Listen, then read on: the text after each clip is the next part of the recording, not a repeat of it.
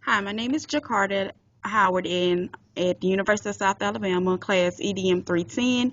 I have Mrs. Craig with me, a sixth grade teacher at Gulf Shores Elementary. And Ms. Craig, do you mind telling us a little background information about yourself?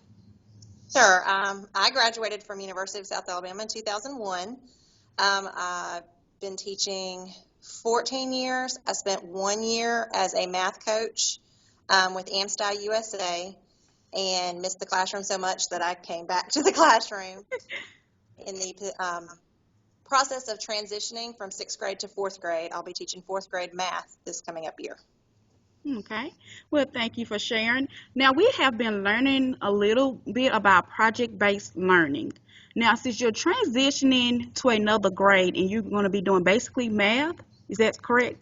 Doing math, science, and social studies. Okay. Now, have you worked on different projects with project-based learning for the math since you're moving to another grade?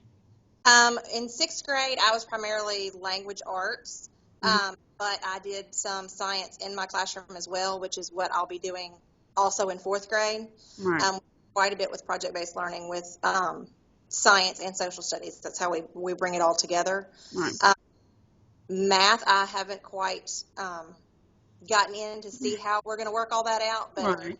sure we'll have it pulled in because in sixth grade, our math teachers did pull quite a bit into the math curriculum.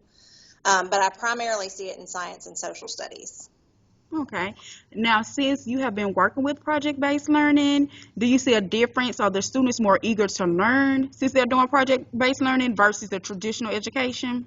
Absolutely, because it's kind of like they're leaders of their own learning. So not only do I have the major essential question up, but then it kind of leads it for them to be able to branch off and find what they're interested in under that umbrella.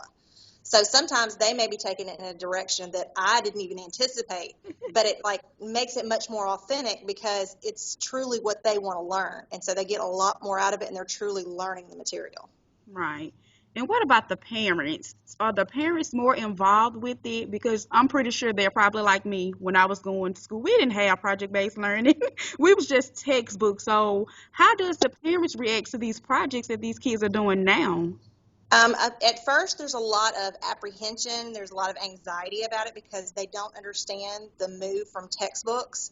Once they see what their kids are capable of doing and they realize that it's not outside the classroom projects, because I think that's what, when they hear projects, that's what they immediately think is, oh Right. my God, it's going to be something I have to do with them at home.